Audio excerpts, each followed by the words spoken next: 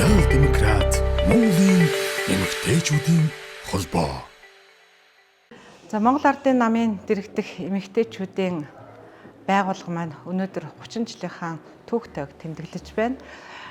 Миний бие энэ намын гишүүн болсноос хойш эмэгтэйчүүд залуучуудынхаа байгууллагад орж идэвхтэй ажиллаж байгаа. Өнөөдөр би Социал-демократ Монголын эмэгтэйчүүдийн холбооныхоо дэд ерөнхийлөгчээр ажиллаж байна. За, нийгмийн хамгааллын салбарт бол Монголын нийт ажил хөдөлмөр эрхлэгч хүмүүсийн ялангуяа эрүүл мэнд, боловсрал, нийгмийн хамгааллын салбар, үйлчилгээний салбарт бол 70-80% нь ажилладаг. Тэгэхээр энэ ажиллаж байгаа хүмүүсийнхаа ажиллаж хөдөлмөрлөл эрхлэх нөхцөл болцоог нь хангах, эднээс үйлчилгээ авж байгаа Монголынхаа нийт ард иргэдийнхаа хүртээмжийг нь нэмэгдүүлэх, тэднэрт хүртээмжтэй шаардлага нь хангасан ийм үйлчилгээг үзүүлэх тал дээр бол анхаардаг.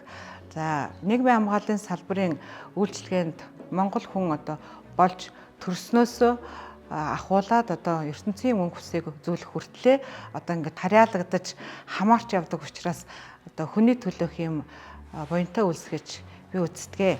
За, өнөөдөр би намын дэргэдэх Монголын социал-демократ эмэгтэйчүүдийн холбоонд олон сайхан хүчирхэг эмэгтэйчүүдтэй хамтран ажиллаж байгаадаа туйлын баяртай байна.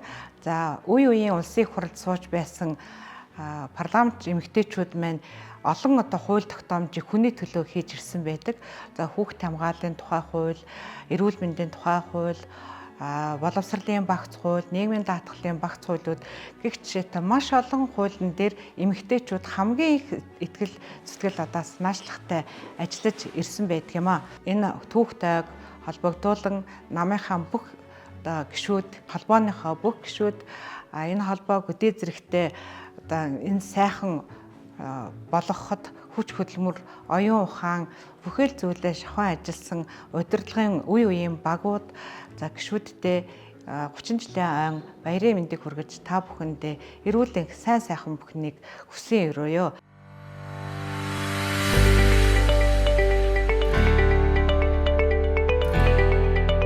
Социал-демократ Монголын эмэгтэйчүүдийн холбоо.